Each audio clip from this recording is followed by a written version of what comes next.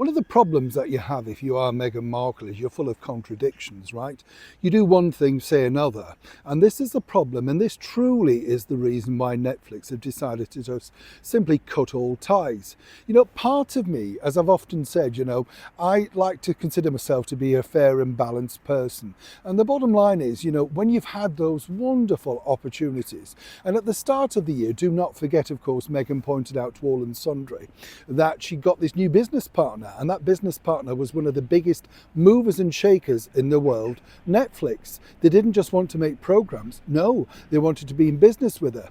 And Meghan Markle has made a complete hash of this. Now, I'm not saying that with glee, as I've often said. There are many people that would have given their eye teeth to have that opportunity. Myself included, if Netflix wanted to make a program with me, of course you'd be interested because they are the biggest game, if you like, in the game. So why not get connected? But seemingly Meghan, as I said, has sort of, how should we put this politely, well, put them right off by simply doing this. As ever, let me explain. Morning chums, nice to see you. Thank you so much as ever for joining me today, and welcome one and all. Welcome back if you are a regular chum. As always, lovely to see you. A beautiful war memorial here. I often walk past these places and say my good respects, and God bless us. We owe these people so much, And in everyday life sometimes it's always good, isn't it, to go past things, look at statues, people that have done things for us, and you look and go, well, we wouldn't be here without their bravery, their dedication, and, in many respects, with a lot of these poor young boys and girls that went to war for us without any real sort of idea what they were letting themselves in for. All too many forgotten. So it's lovely to feature things like this because, of course, I like people to be reminded. Some people that, I know tenuous link here, sorry, I know, but the thing is, some people that won't want to be reminded are none other than, of course, the people that have sat through With Love Meghan, the latest Christmas special from La Markle. Now, it's interesting when you dig very deep, as I do, and make various contacts with staff members and stuff, because as we know, this was filmed some time back now. And the bottom line is, when you make a Christmas show some time back, the mood and things always shift. The problem that you have with the, sort of these sort of Christmas shows is there's nothing there. But here's again where I found this sort of stuff fascinating, because basically if you're going to do a program, and it's a bit like a big TV show that we used to have over here when I was a kid, Blue Peter, they showed you, for instance, how to make an advent calendar, how to make Tracy Island for Thunderbirds, practical stuff. What you've got is a mishmash of trash from Meghan with people that clearly she has no real connection with. Talking to a person inside Netflix, though, part of the problem is this, and it's one that you won't know about, right?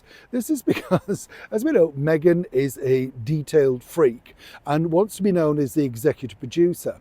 And all the while that she was on Friends, she was very dictatorial about the sort of level of the way that her character should be, what a character should be, and how it should be developed. Hence the reason they decided off-ski, she'd had enough. Because the bottom line is, this is the problem.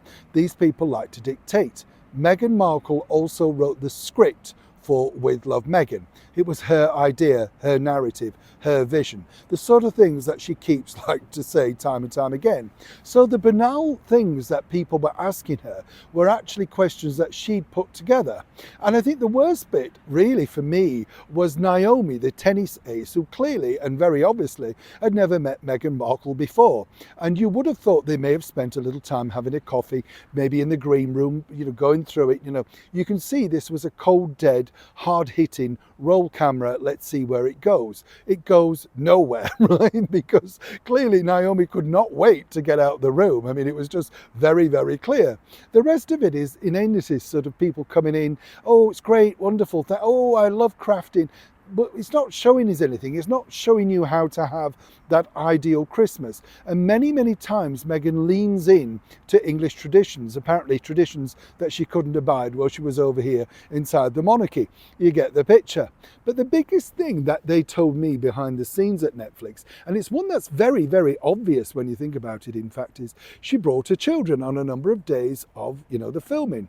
And Netflix were very, very hopeful that Meghan at least might decide to feature feature them. After all, she'd exploited them for her own clicks on Instagram, right? So we'd already seen the kids running towards the big picture of the dog. We'd already seen the kids helping in the kitchen. So Netflix still paying big bucks for this, right? And remember, at the time of recording this, and this is important, Meghan still had a sort of deal.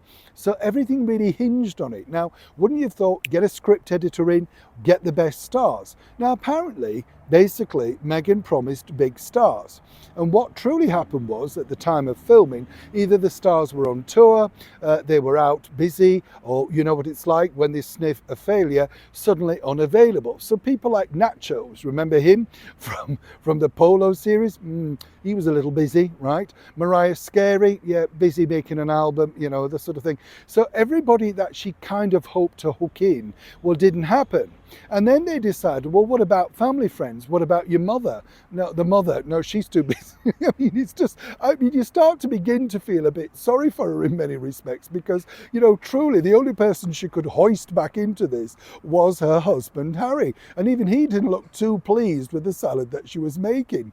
But the bottom line was, Netflix said, look, could you at least include a warm moment with the children, whether it be unwrapping a present, sitting around a log fire, singing carols, something like that, because they knew that she was open to the idea of at least being filmed from the back. And each and every time, according to that source, that Meghan brought them into the foray of, you know, what she was doing, well, suddenly the kids either disappeared or they had to go back or it was their bedtime. She just really wanted them to see her at work, and the kids apparently had to applaud wildly. As one staff member told me who worked on the show, they didn't really feel that the kids were used to interaction, and I don't mean this unkindly, but apparently Archie is very sort of subdued, very quiet. Lily the same, right? They're not boisterous running around, they're very obedient sitting there, you might say very well behaved. But the bottom line was they were certainly not gregarious young kids very excited to see their mother finally at work. Hence the reason Netflix gave in. You know, if she wasn't willing to spend time with the kids on camera, and this would be the looks, as it were, the thing that people might tune in for, well, then they'd had enough. And that's truly the reason why they suddenly decided to, well, we'll have a first look deal for the future. Meghan Markle's Christmas is about to be turned very sour indeed. And many people might say that she is the woman who stole Christmas, but only stole it from herself because she has no idea truly how to project, put herself in front of camera in a warm, empowering, kind and authentic way. And as for the children, well, apparently they still remain a mystery. Nobody was allowed cameras on sets, nobody was allowed to speak to them, and more importantly, they just simply disappeared without even saying goodbye.